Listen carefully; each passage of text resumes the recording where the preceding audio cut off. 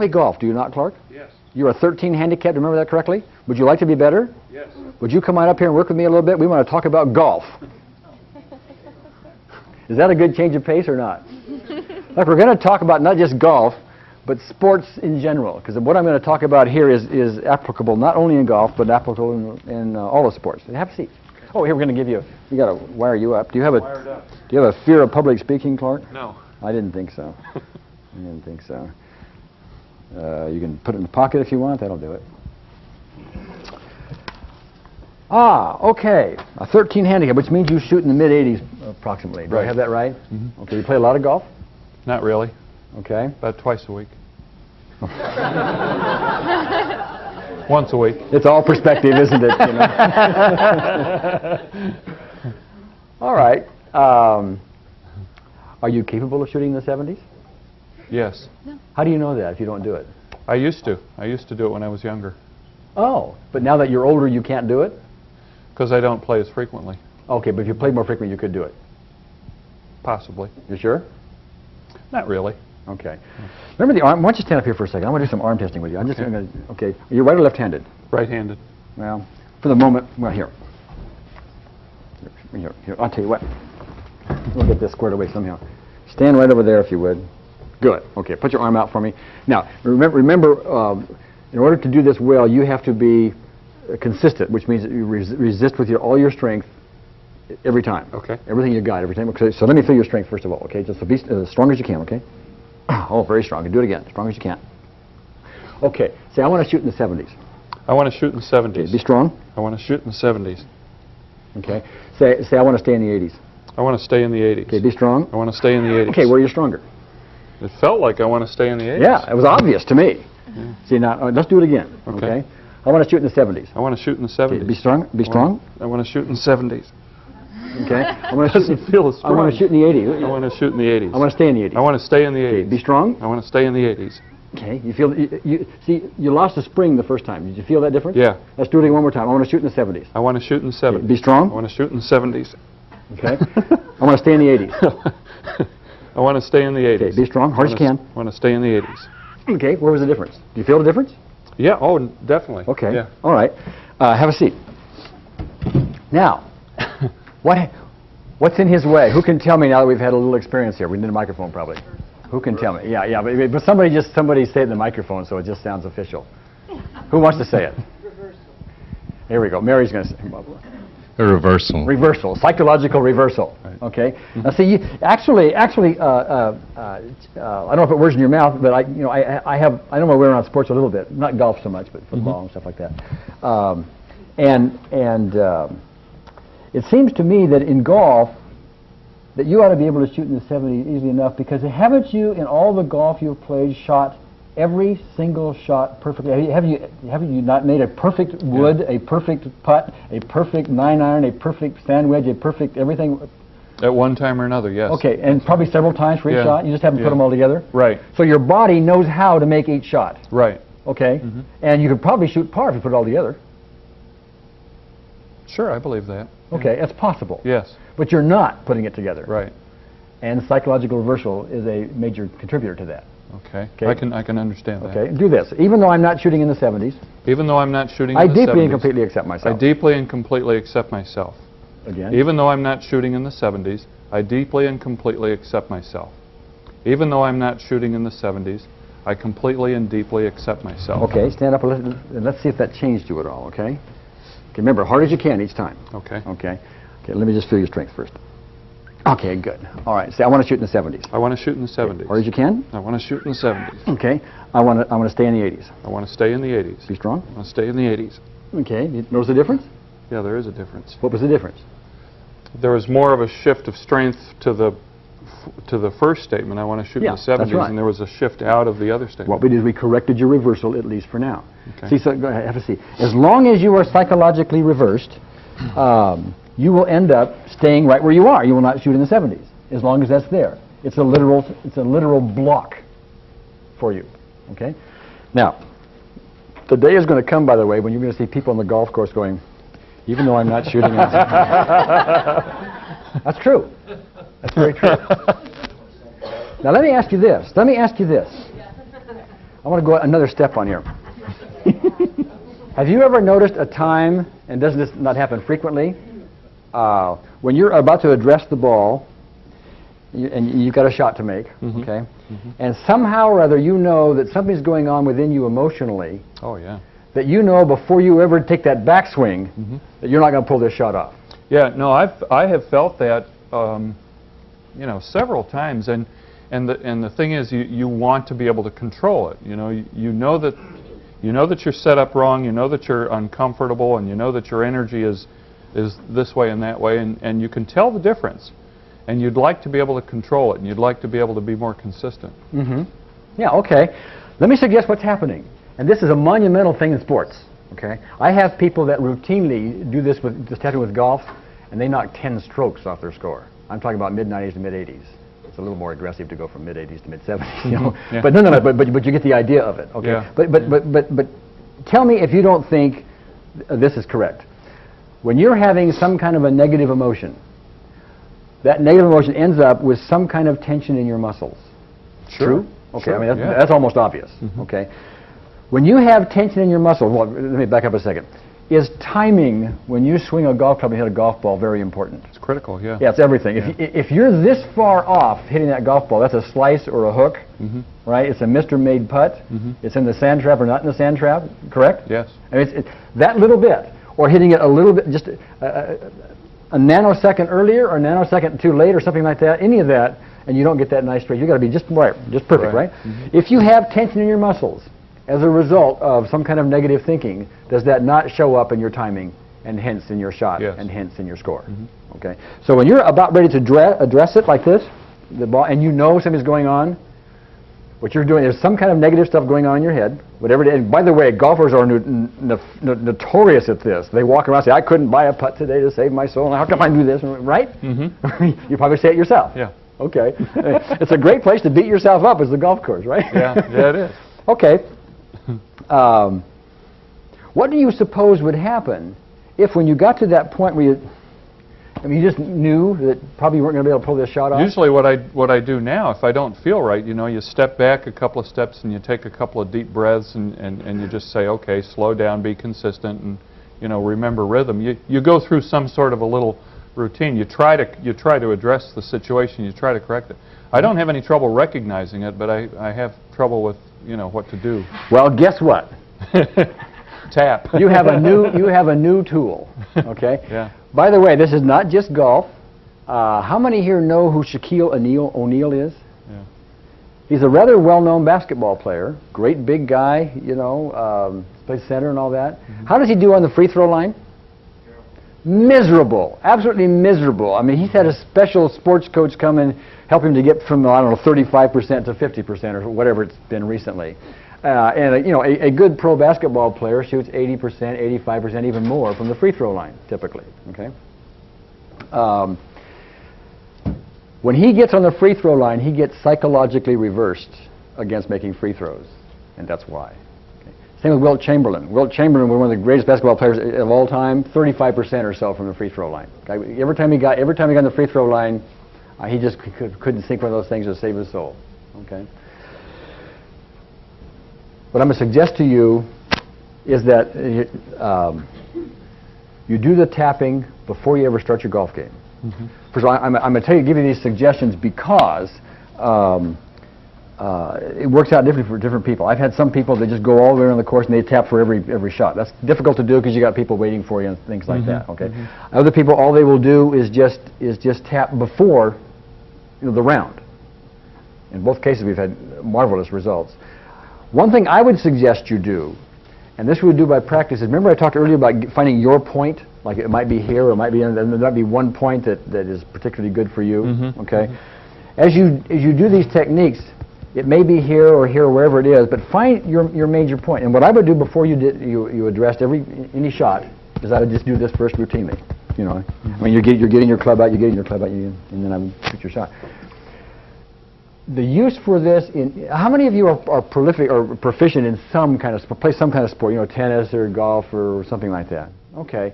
Use this for that sport and watch your performance. You play tennis, do you not? Yeah. Okay. You keep using it. Yeah. You're going to have the microphone here a second. Yes, I use it for I play tennis. Yeah. Keep using it, and what I would use it for, by the way, is let's just say there's a part of your game that needs help, like your backhand, okay? Right. Okay, and maybe when you do your backhand, it just doesn't flow well, or whatever shot, forehand or serve or whatever it is that doesn't do well. But it just doesn't flow well. You keep doing this, even though I have this problem with my backhand or my overhead or whatever the case may be, you'll find yourself flowing better. And the way you will know you are improving in your tennis overall is not like Clark will, because it's in his score.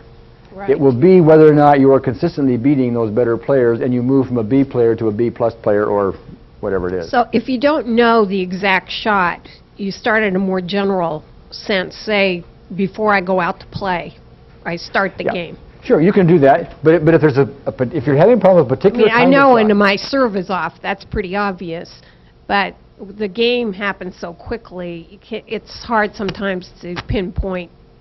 well, don't you usually know is a weak part of your game, like coming to the net is a weak part of your game, or your Yeah. overhead shot is a Yeah. weak part of your game, or Yeah. something like that? Mhm. Okay, it's a weak part of your game because you probably have psychological reversal on that part of your game. Okay. Okay, back to Yale there, if you would. I'm sorry. Yes, Yale. I play tennis too. What would you actually say? Well, what would be a weak part of your game? Well, just, okay, say my serve. Your serve. Okay. I mean, they're all weak, but Even though I don't flow well on my serve, I see. if flowing well on your serve adequately depicts the way you would describe it. Find some way, something you need to have happen in your serve is not happening. And even though I'm not whatever that is, and Okay. off you go. Go ahead, Larry. How do you deal with the psychological reversal when you're alone and you're trying to figure out whether that's going on, since nobody's pushing on your arm? You just assume you're reversed, and you just do it. and you just do the unreversal. Yeah. I'm showing the arm thing to give you evidence of this reversal, so you know about it. It gives you more visual and kinesthetic sense of that stuff is really there. But you got to play with this. I mean, you may have to do a whole round for a while before each shot or before each hole or something like that. Mm-hmm. Maybe just once before the game. I mean, people have done it different ways and gotten results. So it's you just try it yourself and see what works. But chances are, you especially need to do the unreversal thing. Stand up here a second. I'm going to see if the reversal held or not. Okay. Reversal held. Okay. Be strong. Let me feel your strength. Do it again. Be strong. One more time. Be strong. Okay. See, I want to shoot in the 70s. I want to shoot in the 70s. Okay. Be strong. I want to shoot in the 70s. Okay. I want to stay in the 80s. I want to stay in the 80s. Okay. Be strong. I want to stay in the 80s. Okay, I surprise you. I'll stay in the 80s. I want to stay in the 80s. Okay, be strong. Okay. You were weaker on be strong on stay in the 80s. I right? think, yeah. I mean, it was obvious to me. It wasn't obvious to you. Yeah. Well, let's Yeah. make sure. Let's make sure you get it. Okay. Okay. Be strong first. I just want to feel it. Be strong. Okay. I want to shoot in the 70s. I want to shoot in the 70s. Okay. Be strong. Okay. There's lots of spring in his arm when he does it. There's lots of spring. You notice that? Mm-hmm. The spring doesn't leave. Okay.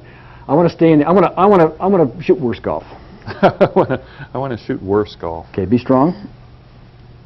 Okay, you feel you lose a spring. Yeah. Okay, because Yeah. what you said was incongruent, and your energy started running the other direction. No, I very polarity definitely changed. feel. I very definitely feel the differences. Yeah. Okay. See now what's happened is that unreversal technique has now held at least this long. Mm-hmm. I don't know how long it's going to hold. I never know. I mean, it comes and goes and comes and goes and comes and goes. But if you're staying in the 80s and not hitting the 70s, and you know you could be in the 70s, Mm-hmm. psychological reversal is a major player in all that. Eric, you mind coming up for a second? I want to try something out, okay? Surprised you, didn't I? Are you all right with it? Yeah. Okay, good. Here, let me just put you on here, okay? I'm just suspicioning, just from what limited conversation we've had, we might have some psychological reversal that is an issue for you, and you don't know it, and I don't know it. We're just going to try something, okay? All right? Now, you said you get some emotions when you trade in options, right? And golf. And golf. Okay, well, I just want to zero in on golf for the moment, okay? Or, excuse me, on trading in your options, okay? And we're going to do some of this arm testing. Are you right-handed? Yes. Okay, would you stick your right arm out for me? Is it okay for me to push on this arm? There's no physical thing wrong, okay? Now remember how we do this, you need to be consistent. That means you need to resist with everything you have each time. Right. 100%, all right? Okay. So right now, I just want you, when I say be strong, you be strong, okay? So do it right now, be strong. Okay, now I want you to say, my name is Eric. My name is Eric. Be strong. Okay, say my name is Georgia. My name is Georgia. Be strong. Okay, you feel the difference? Yeah. Okay. You were weaker on Georgia, right? Right. Okay. Now, remember, I want you to be strong. Say I want to be a proficient, I want to be an ecstatically successful options trader. I want to be an ecstatically proficient options trader. Be strong. Okay. I want to blow my options trades. I want to blow my option trades. Be strong. Okay. Do we see, do you notice a difference? Yes. It was obvious to you, was it not? Yes. Okay, we have psychological reversal. It's not a character trait. You're okay, all right? But it happens. And as long as you are psychologically reversed on trading your options, you are more likely to make some of the mistakes you don't want to make. Than otherwise. You're more likely to get more emotional about something, you can be impulsive on some of your trades and make some decisions you shouldn't make and so on and so forth. Okay? So do this for me, Eric, would you?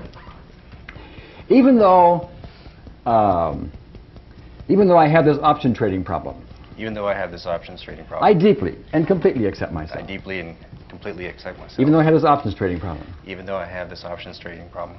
I deeply I deeply and completely accept myself. One more time. Even though I have this options trading problem, I deeply and completely accept myself. Put your arm out here for me, okay? Okay, remember, you have to be as strong as you can every time, okay? Say, I want to be an ecstatically successful options trader. I want to be an ecstatically successful options trader. Okay, be strong. Okay, I want to blow my options trades. I want to blow my option trades. Be strong. Okay, you notice the difference? Yeah. Okay. The only thing that happened there was I had him do the psychological setup, if you will, for that particular issue. Now, what's interesting is we don't know how long that lasts, and it probably is not going to last, this is my guess, a long time, like between now and next month and tomorrow morning when you start, looking at the markets again, okay? Chances are it's going to keep coming back to you. So you need to do that with some frequency. I would do that several times a day, that little process, several times a day.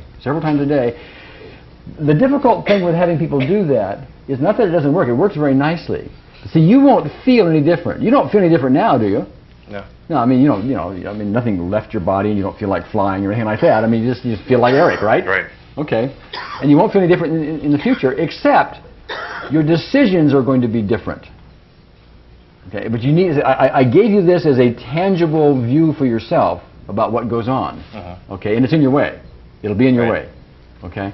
Just so you know that. Okay. Aren't you glad you came up? Sure. Okay, good. Yes? I don't see that you have Eric up there now. We had talked a little bit, Eric, about procrastination, and you may want to address that with him. Yeah, I have been here. I had to procrastinate, fear of failure, fear of success. And these are sort of, like I talked on the phone, these are sort of general things. See, a fear of failure, fear of success is kind of like the self-image thing. It's a general thing.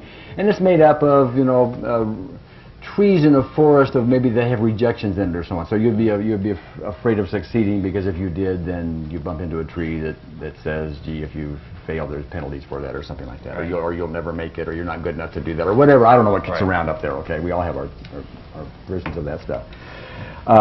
What I'd like to do is this. Put your arm out again, okay? I'd like to have you say, I want to be successful. I want to be successful.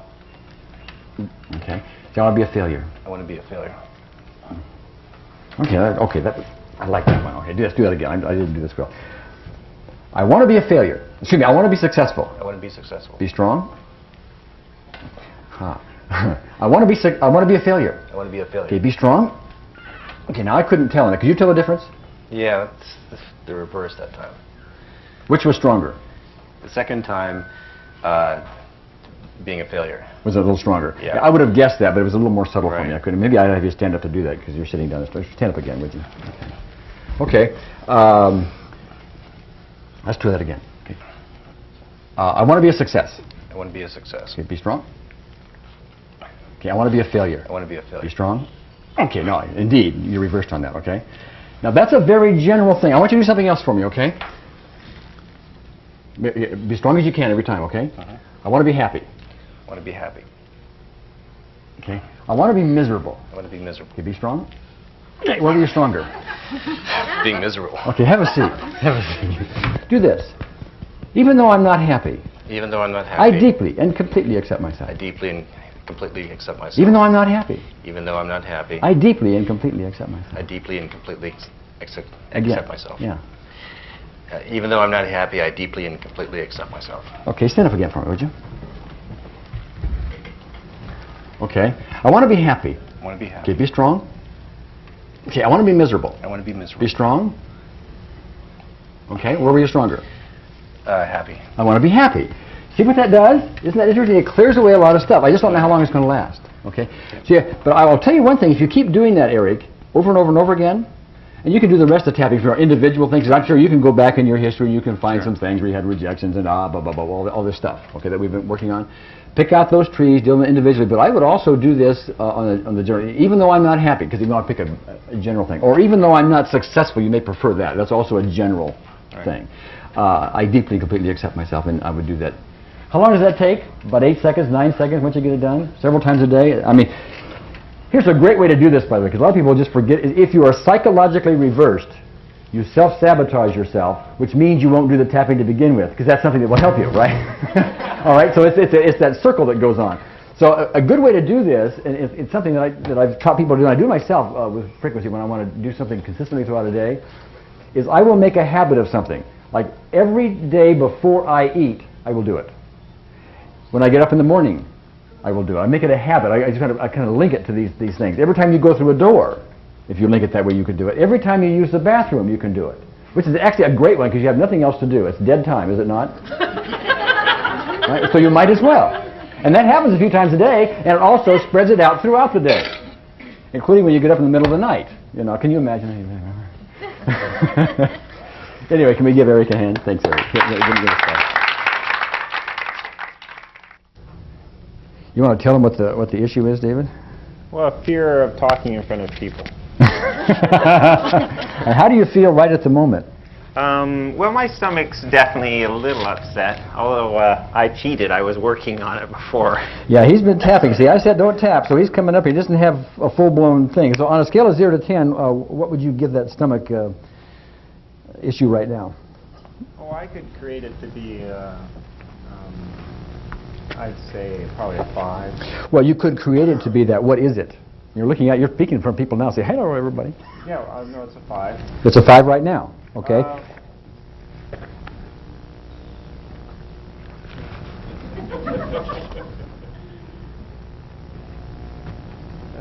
It's a 3 right now. It's a 3 right now. What happened to make it go from a 5 to a 3?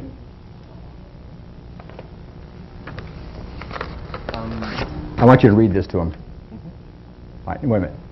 What happens to your number? Still a 3? I'm sorry. No, it went up to a 4. Your mic is off. Oh, mic is off. Well, we're going to take care of that somehow. It's off? Now it's on. Is it still a 3? Oh, no.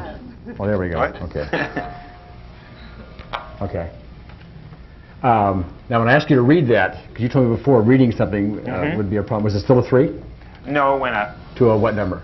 Oh, I said 4. Okay, all right. You told me on the phone that you would get very intense about this, so you've been doing some tapping in the meantime, haven't you? Yeah. Shame on you. So he's coming up here with a 3 or a 4 intensity, all right? So he's coming down, so you're not going to see the contrast you might ordinarily, but what you told me on the phone was if you had to, like, read a poem or something like that in front of people, you'd have big-time intensity. So I want you to go back to the intensity you would have normally expected to have, and I want you to describe that, okay? Yeah, well, a lot of times right before I'm supposed to speak in front of a group of people, I get my stomach really just going crazy. I can't be present to what I'm saying. Often when I get done speaking, I don't even know what I've said. Okay, are you a 3 or 4 right now? Yeah. Okay.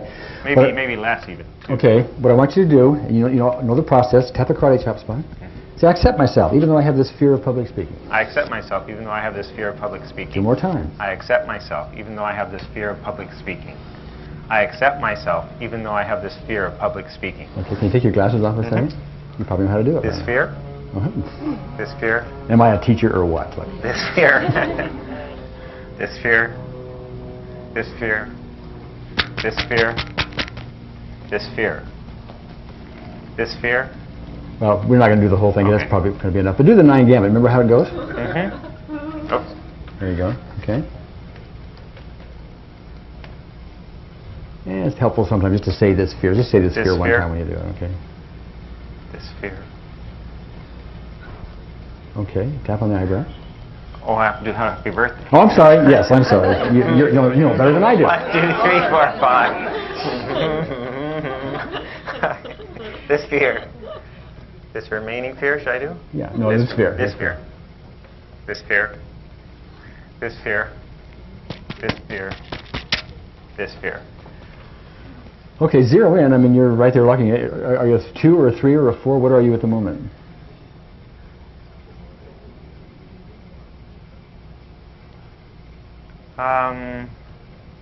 Oh, 1. Everybody with me, would you say good morning, David? Good morning, David. How's that? Well, that's nice. You're a 1.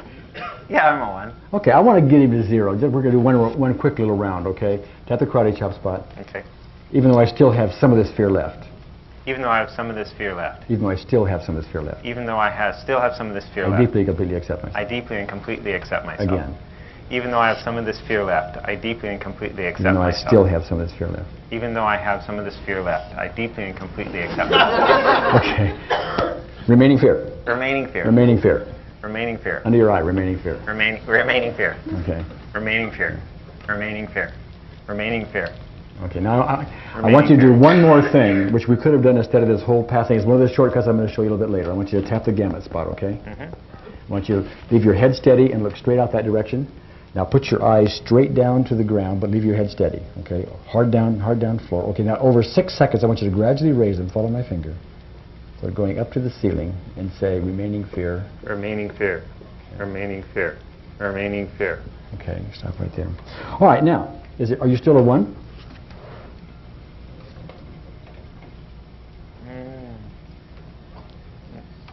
No, I think I'm a 0. Okay.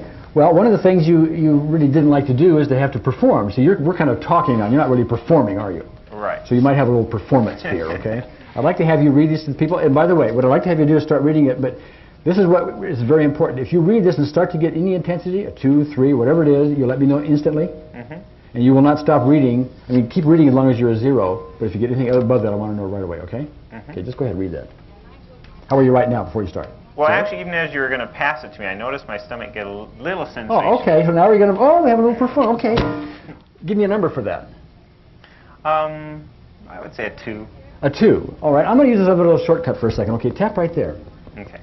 And just say, put your eyes, wait a minute. Yeah. Put your eyes down on the ground. And as we think about the performance fear, 6 seconds, okay? Okay. Now, go ahead and start reading. And tell me, where are you right now? A 0? Yeah, 2? 0. Okay, all right, go ahead. Ever since I was a little kid, I didn't want to be me. I wanted to be Billy Windledon. And Billy Windledon didn't even like me. I walked like he walked. I talked like he talked. And I signed up for the high school he signed up for. Which was why Billy Windledon changed. Actually, I noticed sometimes when I stutter on a word, I notice a sensation in the stomach. Was it enough to stop with?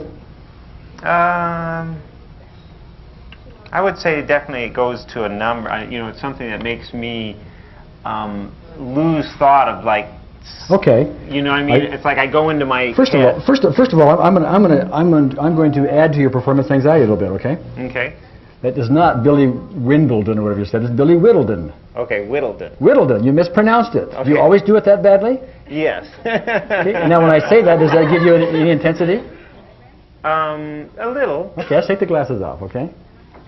I accept myself, even though I have a performance intensity. Oh. I accept myself even though I have a performance intensity. I accept myself even though I have this performance intensity. I accept myself even though I have this performance I accept myself even though I'm about to perform again. I accept myself even though I'm about to perform again. Performance anxiety. Performance anxiety. Performance anxiety. Performance Under anxiety. your eye, performance anxiety. Performance anxiety. Performance anxiety. Performance anxiety. Keep going. Performance anxiety. Performance anxiety. Performance anxiety. Okay. Now, what I want you to do is start with that second paragraph, which is why Billy Whittleton, and do it right, okay? Okay. Billy Whittleton changed, and then tell me if you're getting any intensity. Okay, which was why Billy Whittleton changed. He began to hang around Herbie Vandeman. He walked like Herbie Vandeman. He talked like Herbie Vandeman. He mixed me up. I began to walk and talk like Billy Whittleton. What's that? Whittleton. Whittleton. Who was walking and talking like Herbie Vandeman. And then it dawned on me that Now, wait a minute. You just made a mistake. What did that do for you? Oh, not too much. I don't Okay. think zero. All right, great. All right. I thought it was kind of funny, too. Yeah, all right. And then it dawned on me that Herbie Vandeman walked and talked like Joey Haverland.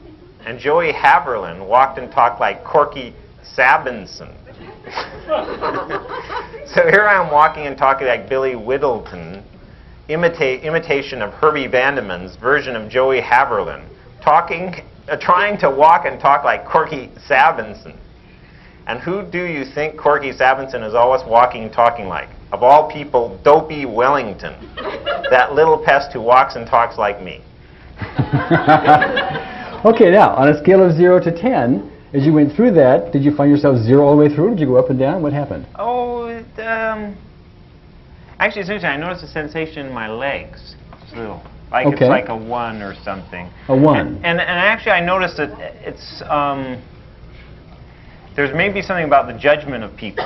It's like I don't mind making the flaw. It's more what I'm thinking, what people are judging me. Okay, and how was that thought as you were doing this? Well, Mispronouncing words all over the place. Right. It would get more intense. Would get or did get? It did. Oh, it did? Mm-hmm. Okay. Give me numbers for it. About a 3. Okay. Now, what I'm going to do here is, we've got you to a point, because tapping you did before, as well as tapping you've done now, you've gotten through this. I don't know, put words in your mouth, you tell me. Was that easier for you to do than you would have expected? Oh, yes. Measurably different. Yes. Majorly different. Well, don't use my words. Use your words to describe the difference from what you would have expected. Well, I would have thought just coming up here in the anticipation of doing something like this, I would have been an 8 or a 9. Oh, okay. All right. As it was, you came up at a 3 or 4 having tapped before. Yeah. Also, it would have been worse the first evening when after I get to know people, I notice it's a difference, too. Okay. All right. It would have been very interesting to do this like first event. Okay. Okay. All right. What was the thing you got to a 3 on it a minute ago? Mm-hmm. You said, oh, people's judgment of you? Mm-hmm. Okay. I'm going to do one more little round just for his use. There's not much way we're going to be able to test this, but I just want to use this because he's noticing that he has some intensity as he thinks about people judging him. Okay. And we all do that to a degree. But is that a negative thought, by the way? No. Is that a negative emotion? Yes. And what's the cause of all negative emotions? Okay.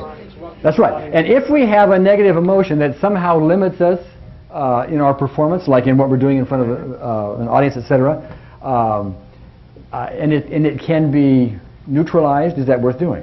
That's what we're going to do here. We're going to take that, we're going to neutralize that using one more round of tapping. Mm-hmm.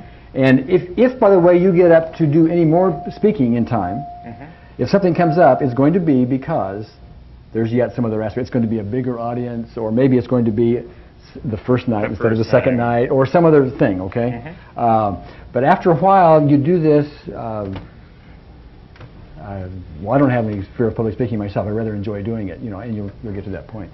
But anyway, take your glasses off. I accept myself.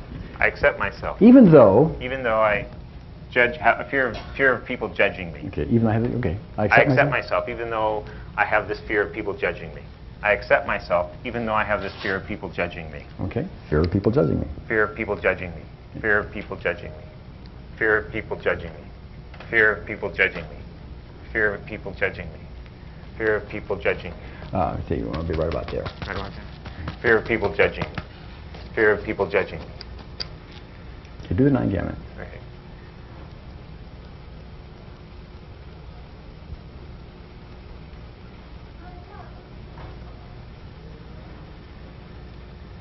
You might just say fear of people judging me once. Fear of people judging me. That's not really necessary. It's just 1, 2, 3, 4, 5. Fear of people judging me. Fear of people judging me. Fear of people judging me. Fear of people judging me. Go boo. Fear of people judging me. Go boo. Fear of people judging me. Boo. Fear of people judging me. Now, how did that feel when they went boo? Well, it's kind of funny. Well, we know it was kind of a joke, but nonetheless, if you really have a fear of people judging you, even though it's a joke, a boo will get to you, typically. Yeah. Did it I'd get- say it went to a 1. Went to a 1. Okay. Little aspects, et cetera, but we've made some headway. Now, you know what to do. See, we can go up here and I can take all the little aspects and we can get him all the way down to 0 for everything, but I'm not going to do it because I want to go from issue to issue to issue to issue. But you know where to go from here. Okay, good. You're a public speaker, aren't you? Yes, Can I'm you say hello to everybody, please? Hello, On a everybody. scale of 0 to 10, how is that? Say, my That's name is very Billy Whittleton. My name is Billy Whittleton. And Dopey And Wellington. I know Dopey Wellington. How's that feel? Feels good. Okay. I see consistently with back problems. We see this just with great consistency, even with people who have known damage to their backs, that the back pain dramatically reduces, if not disappears, with these techniques. Okay. However, you have a problem. Actually, you'd like to exercise, and you just don't do it. What is that a symptom of? Who could tell me? Resistance, yes, but what's the other term? Procrastination. What's the other term? Psychological reversal. That's right. Can you stand up for me? We've done this before, but I'd just like to demonstrate it, could I? Okay, you want to put your arm out. Okay. Now, be strong, so I'm going to test it, okay? Be strong. Okay. So I want my back to get better. I want my back to get better. Wait a minute. See, I want to exercise more. I'm sorry. I want to exercise. I want to exercise prolifically. I want to exercise prolifically. Be strong. Okay. I want to be a couch potato and never exercise at all. I want to be a couch potato and never exercise at all. Be strong. Where were you stronger? The couch potato. The couch potato. Do we have reversal? Okay. We do. All right. Now, this is the interesting thing about procrastination and the general subject of motivation, by the way. These people say, well, I'm just not motivated to do so and so and so and so. Well, the reality is what's happening is you have psychological reversal. You think about doing whatever it is, your system, your energy runs the wrong direction, you actually self-sabotage yourself, even though you know you like to do it, you feel better, and all you can, you can give me a list of reasons like this. Nonetheless, when it comes to doing it, actually doing it, do you now know why New Year's resolutions don't work? There's the greatest example you can have of psychological reversal. You want to do it consciously, whatever it is you want to change your life with a New Year's resolution, but how long does it last, folks? Not very long, because you will self-sabotage it in not very long. So that's what you're going to do, okay? So anyway, let's give this a little tap here, okay? Even though I don't want to exercise. Even though I don't want to exercise. I deeply and completely accept myself. Even though I don't want to exercise, I deeply and completely accept myself. Even though I don't want to exercise, I deeply and completely accept myself. Okay, put your hand out for me. Okay. I want to exercise prolifically. I want to exercise prolifically. Okay, be strong. Okay, I want to be a couch potato and never exercise at all. I want to be a couch potato and never exercise at all. Okay, be strong. You know what's the difference? A little bit, yeah. Do you notice it or not? Yes. I mean, it was clear to me. Yes. Okay, well, what was the difference? I'm more strong. I want to exercise more. Okay, and all we did was this thing here, right? Okay, I'm going to try it again, okay? I want to exercise prolifically. I want to exercise prolifically. Okay, be strong. I don't want to exercise. I want to be a couch potato and not exercise at all. Okay, be strong. Okay. See, his psychological reversal is still holding. It's still holding. See, I don't know how long it's going to hold. My guess is we stay here for a while, and it'll probably shift because it comes in and out and in and out. But chances are it's there. The reason I say that is because we had this example of the across-the-board or massive reversal. I wonder if that's still there. I want to test it. Can we? Okay. First of all, put your hand on your head, this other hand, your head like that. Put it out here. And now I just want you to remember, always be as strong as you possibly can. Be consistent. Okay, be strong. Okay, turn it the other way. Be strong. Okay. Do you notice? Did you notice? Yes. Okay, now we need a microphone for somebody to respond. I want to know what you noticed. I know this is repetition, but I want to know what you're getting out of this. What happened here? Who can tell me? Who wants to even guess? Yeah, go ahead, Grace. He was strong the wrong way. He was strong when his hand was upside down, and it should have been the other way. Yes, and that is a symptom of what Dr. Callahan calls massive reversal, or reversal across the board. And chances are, in your life, what you'll do is you may have a lot of goals and things. Maybe you don't even have goals, but whenever you do want to go someplace, you'll find yourself self-sabotaging yourself. Is that correct? Mm-hmm. You do it consistently? Yep. In business? Yeah. Relationships? Mm-hmm. Health practices? Mm-hmm. Okay. It's not a character flaw. I'm massive. You're massive, okay. And you're awesome, too, okay? All right. Now, there's a couple of things that cause that. One is just generally speaking, some negative thinking is going on, okay? And for that, I have to give you a commercial. You need our How to Drive Your Own Bus seminar, okay? Because that's what that's all about. But the other part of it, you could have toxins involved that keep you reversed consistently. That could be a case with you. We're not going to be able to sit here and tap and all of a sudden have you run out of here and exercise because psychological reversal is in your way. Now, I have discussed this kind of thing with other people. Who could tell me what you would do, knowing what you know, what you would tell Michael to do in order to assist him long term? Who has a guess? Anybody? Go ahead, Gerald. Well, just frequently repeat the first step. Even though I'm reluctant to exercise, I accept myself deeply and completely. Yes, that's right. And do that several times a day. And what might be examples of times to do that, Gerald? And you first get up in the morning, after you get out of a shower, just before you sit down for lunch, at your coffee break, some habitual times. Yeah. And I happen to like using the bathroom. Yeah, that's a good one. You know, every time you get in the car, that kind of stuff. These are things you do in and out throughout the day, okay? And do it consistently through the day, okay? See, what I'm hoping to, we did it outside of, on stage, what I'm hoping to illustrate for you is so that you know what's stopping you. And it is not something wrong with Michael. It's psychological reversal that's going on in your system. And when you have certain thoughts, bingo, the polarity turns upside down. Mm-hmm. But you're going to need to train your system so that the electricity runs the correct direction. And when you do that, you're going to find your attitude is going to start changing. And your view of things will start changing because you will not be bringing up a bunch of negative stuff as you bump into negative trees. Does that make sense to you? Yeah. Okay. But I will tell you this, and anybody else who wants to do this kind of thing, once you do this, you don't feel any different. Like Kathy felt different. Okay. You don't feel any different doing this. It just, and your whole movement is going to be very subtle. And so the real thing you need to do is to keep doing it. Keep doing it. So I would do it on these times where it becomes a habitual, like going to the bathroom and every time you eat, and da-da-da-da-da-da, okay? Mm-hmm. All right, great, thank you. Persistence. Remember something, you are doing this whole process in a way blindly, in a way in the dark, because you're not seeing anybody's energy system, are you? Okay. You don't have any way to diagnose whether indeed they need the setup for sure. You don't even have any way to diagnose whether or not you have gotten by the setup, except for the fact that it's not working, because if you don't get by the setup, the rest of it won't work. So you have a few clues along the way. So the order of the day is persistence. Persistence, persistence, persistence. If it doesn't work today, as you'll learn later, it may be because of some kind of irritant to your system called an energy toxin.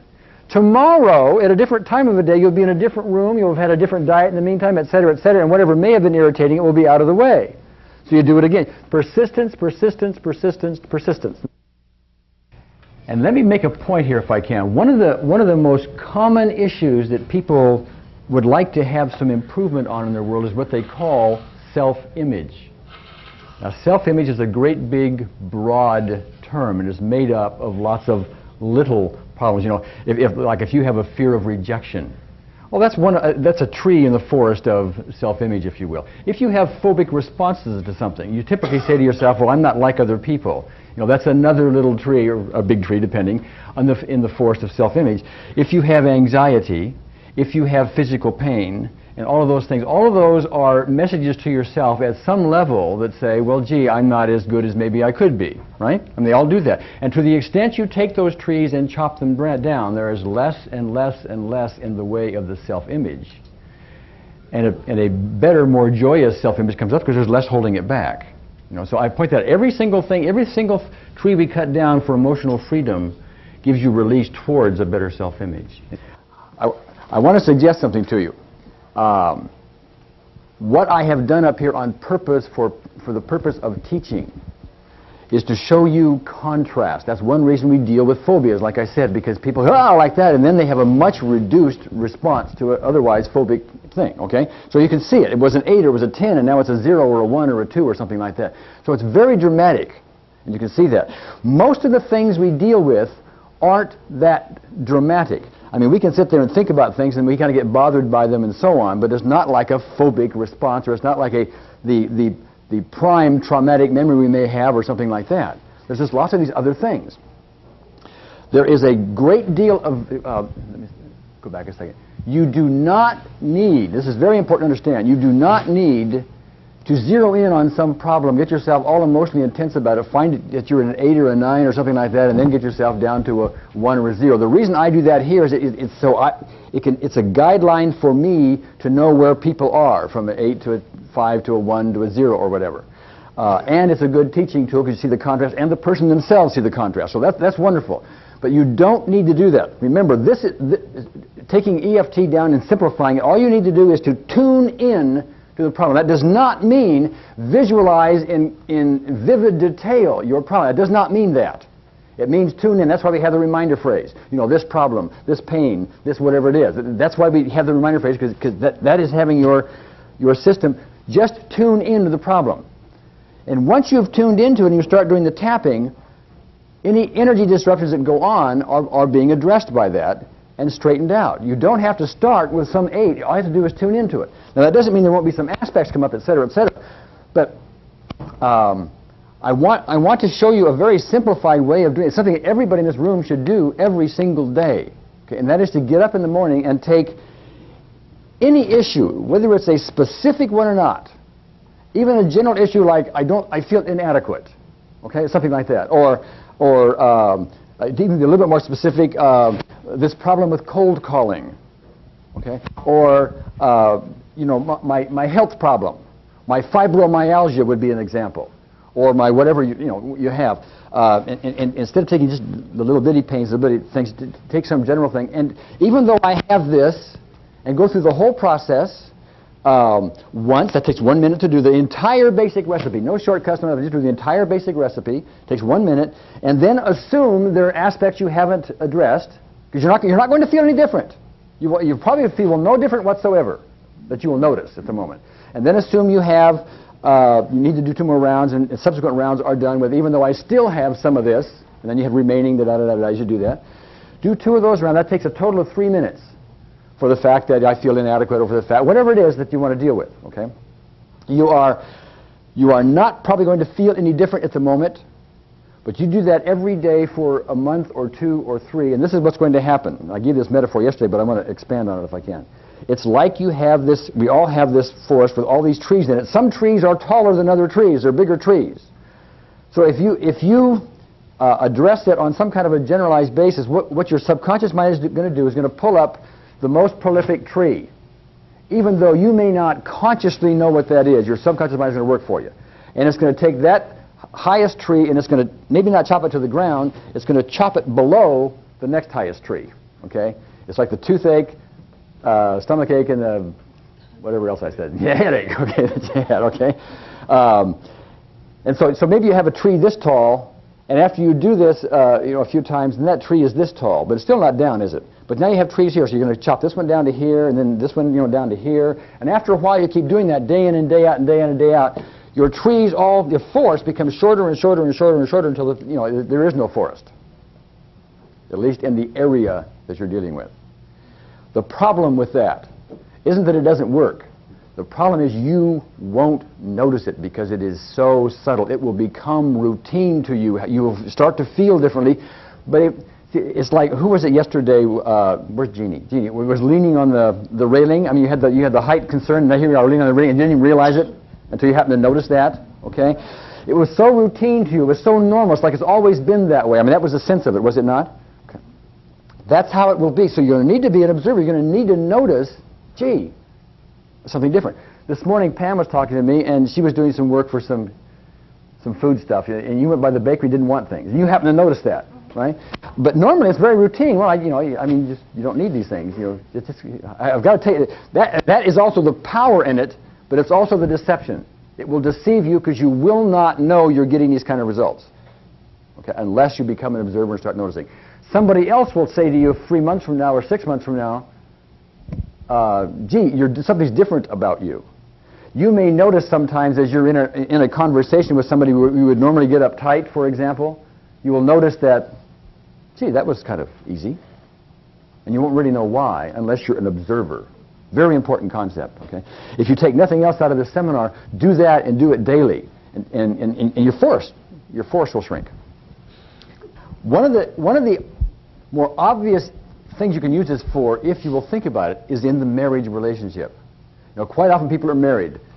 they're in love at one level or another, but they're also aggravate each other no end at another level, typically, okay? I don't want to speak for your marriage, but I was married twice and I know all about that. Okay. But think about this for a minute. If you'll pick out those things that aggravate you about your spouse or your significant other, or for that matter, anybody in the workplace or anybody else you have a relationship with, and you'll tap, even though I am aggravated by da-da-da-da-da when they do this or whatever, and tap for that, and tap for the other things, you will find that your significant other or the other person you're in a relationship with is going to look a little differently to you. They will improve because you're not dwelling on what's wrong with them, and you're able more, instead of having aggravation to deal with, you're able more to see their beauty. Because see, when you get all the aggravations and the negative emotions out of your system, the natural propensity to have beauty arise and see beauty is there. That's the spiritual aspect of this. And we can, I think I have just taken relationships and relationship counseling to a whole new level, by the way. Instead of talking it out, etc., which is fine to do, but if you will reduce, eliminate the disruptions of the energy system regarding any aggravations, you have a platform from which you can build something that was harder to build before that. When you're working with someone that's like in a lot of pain or depression and they're on a lot of medication, does that affect this process? How does that affect it? Sometimes yes, and sometimes no. It's a bewilderment to me.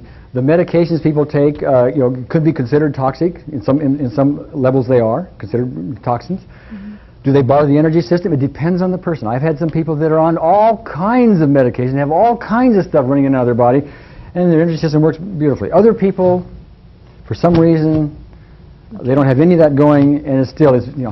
A friend of mine was named Ingrid. It took the longest time to get her any place on anything. It took a month or two. She had constipation, as I recall it, and her eyes would burn. She had headaches. They were consistent. It took her the longest time because she kept having these toxins and these reversals, etc. But after a while, we just kept with it persistently, and it basically all went away. So just keep trying then, I guess. You've got to be persistent, yeah. If you don't know how to diagnose, you must be persistent, okay? And persistence usually often will win. Yes, Mary, we need to... And when you talk about... Wait for the microphone. When you talk about persistence with Ingrid's case, you're talking about a span of 6 months, 16 months? Oh, in her case, 2 or 3 months. Thank you. 2 or 3 months. It can take longer. We had a fellow, one of our Vietnam vets, had a constipation difficulty. And he had been taking Metamucil twice a day, for as long as he can remember, I think. I mean, it was a long time. And not only to get over a lot of his emotional issues regarding the war, but he started tapping for the constipation. And I talked to him about 2 months later. He just kept doing it religiously. I want you to hear the apex problem coming up too, by the way. I said, Rich, how's the constipation? And he says, well, it's a lot better. I take Metamucil twice a month instead of twice a day. Not gone, but that's a major change. And he's had it since he was 17 years old. Remember that. And this is a fellow Vietnam vet, and he was in his 40s. Okay. Before Vietnam. Yeah, he had constipation before Vietnam. Okay. Now here's the apex thing. Then he says to me, I upped my jogging every day from 3 miles to 5 miles, and he gave that to me as a reason for it. Is that true? I don't know. But you see. And even though he had gotten over all kinds of emotional, he will go on and on and on, up and down 6 ways to Sunday about all the emotional relief that he got from EFT doing the tapping. And he'll tell you that all day long. He couldn't put it together with the constipation. And maybe the running did it. I don't know. I doubt it from my experience. Yeah, go ahead, Bio. Wait for the microphone. What would be the sequence you would give for degenerative disease? The same thing? What would you do? You would test first the person? No, you don't need to do that. You don't need to. I just showed you the test here just to let you know visually what psychological reversal is and why the setup is there. Right. As long as that is there, they're not going any place with EFT or anything else. Now, roughly 40% of the people that we deal with have PR, we use for shorthand term, in place. The other times they don't have it at all, and we're correcting it, and it doesn't need to be corrected, but see, it doesn't hurt anything, and it takes like 8 or 9 seconds to do it. So why not just throw it in and not bother with trying to diagnose it? Just throw it in and do it. Okay. That's what we're doing. That's what that 100% overhaul thing is we talk about, in this process. Right. That's our end run around diagnosis. We need the microphone for Sandia, please.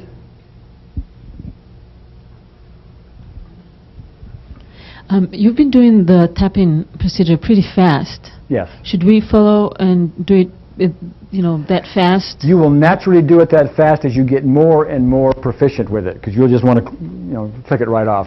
Sometimes you can do it too fast. If you're not noticing any result, you may want to slow down a little bit. We tell you to tap 7 times. We mean that because we're trying to overdo it. I typically don't tap it 4 or 5 times, and that's usually accurate. But remember, you're beginning students in this. I want to give you something that's going to work for you. What difference do you care if it's 4 times or 7 times? I mean, what difference in time does that take? So to be thorough, do the more thorough version. But you did indicate before that there was perhaps a benefit to doing it fast. So that's why I'm asking. Oh, the only benefit is this. If you're suspicioning, by what's going on, that the psychological reversal, the setup, you're not getting beyond it. That is, you correct psychological reversal and bingo, it comes right back and stops you. Then you're going to want to correct it, and before it can come back, you want to start doing that tapping real fast. That's the only reason you do it fast. And I do that very fast sometimes when I suspicion that. That's my experience here. That's my experience.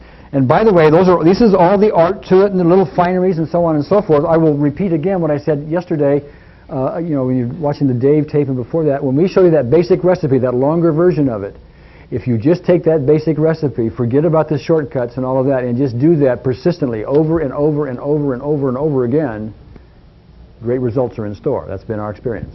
Okay? The rest of it's nice and refinements, and I'm showing you some other things you can do with it. Okay? I mean, this looks like it's going to work really well if you use it on yourself. My question is that if suppose you had a stroke victim, you had an elderly person who wasn't able to go through all these motions and everything. Is there some way, or as I talked to you on the phone the other night about I have an infant in the house, is there some way that we can do this on somebody else? Oh, indeed. Indeed. The difficulty with dealing with an infant who cannot talk is if they happen to be reversed, they don't know how to say, even though I have this, whatever I deeply and completely accept myself. However, you can grab their little hand and you can start tapping like that, and you can talk to them. You can say, even though you have this problem, it's okay. Even though you're crying, or even though you have this or whatever, it's okay. Even you have this, it's okay. And then you can just tap for them. And as you do it, you can just say some things, like this problem you're having, this pain in your stomach, this pain in your stomach, this pain in your stomach, and you just do that for them. And you should have some good results. I dealt with a little girl who had a phobic reaction to fire because at a very early age she saw some fire in her kitchen with her mother, and something about the burners, and it blew up or something like that, and she got very petrified of fire. She was about 5 years old when I talked to her. And she was a bit too young, for me to deal with on an adult level. So I did this with her, and we made a game out of it. And I just had her tap here, and I said, when we tap here, what we're doing is we're just going to tap out that fire. Okay? And even though you had that fire, it's okay. It's okay. There's nothing wrong with you because you had the fire. Okay? And then we just say, stamping out that fire, stamping out that fire, stamping it. Work fine. A little creativity. Remember, what you have to do is do the basic recipe while they are tuned into the problem. If you do the tuning in for them and the tapping for them, that's okay. Slightly technically better to have them do it, but usually if you can't do it, it'll usually work otherwise. Go ahead, Al. Let me say one more thing. That I don't know if I said it to this group or not, about a friend of mine that had a teenage daughter who had behavioral problems, and he actually just tapped her without saying anything, just said, just sit here for a minute and let me do this, and it was a total reverse. So he did it without needing to say anything or have the child tune into anything, because the girl was so upset anyway. Yeah. She really was tuned into it. She's automatically tuned in. Automatically tuned in, Yeah, is it better to be really close to the emotional situation to do this? Like, for example, he would know that he needs to go to the bathroom, so 2 minutes before he would do that. Or someone has stomach pain sometimes, to wait until you get the pain and then do it, or you're can't sleep at night, and so you wait until you're woken up in the middle of the night, and then you do it. You know what I'm saying? Yeah. Is it related to... Okay, and thank you for the question, because it allows me to illustrate something. Remember, this is what is necessary. You do the basic recipe while you are tuned in to the problem. I'll use Patricia's example again. She was tuned into the height phobia, the ladder, et cetera, et cetera. She was tuned in even though there was no ladder around. And it worked in the real world. The reason for that is when she was tuned in, all aspects of that was in her thought process while we were doing the tapping. And as a result, there was nothing new when she came to the real world. Now, quite often we'll deal with somebody who's thinking about it, they're tuned into it, just thinking about it, and it's not really there at the moment. And not all aspects are in their thought. There's some other thing. Like some people will, they'll tap for snakes, but when they see a real snake, it's when the snake moves its head. That's a new aspect. They hadn't been thinking about that, okay? All right? Or when they see it move at all or slither, that's they were thinking of it beforehand as a picture of a snake, and now they see it move. That's a different aspect, see?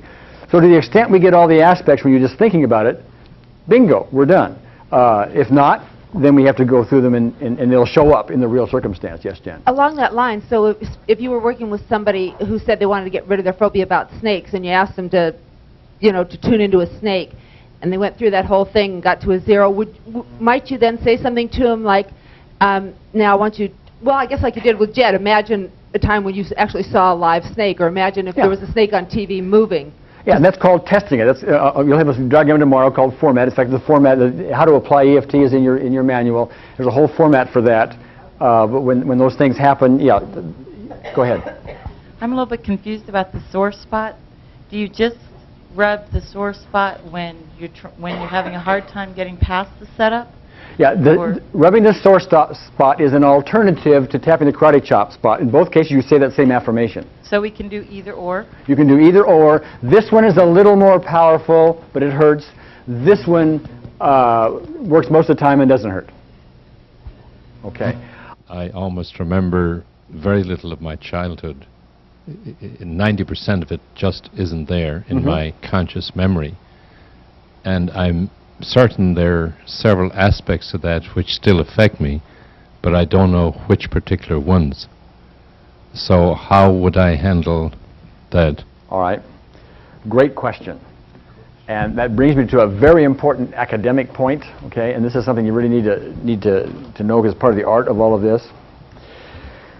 When you have a very simple delineated, itemized thing, okay, like the time my father rejected me at the beach, okay, you can deal with that one, and it's all in a little box, and you can deal with it, and when it's gone, and you've done it, okay.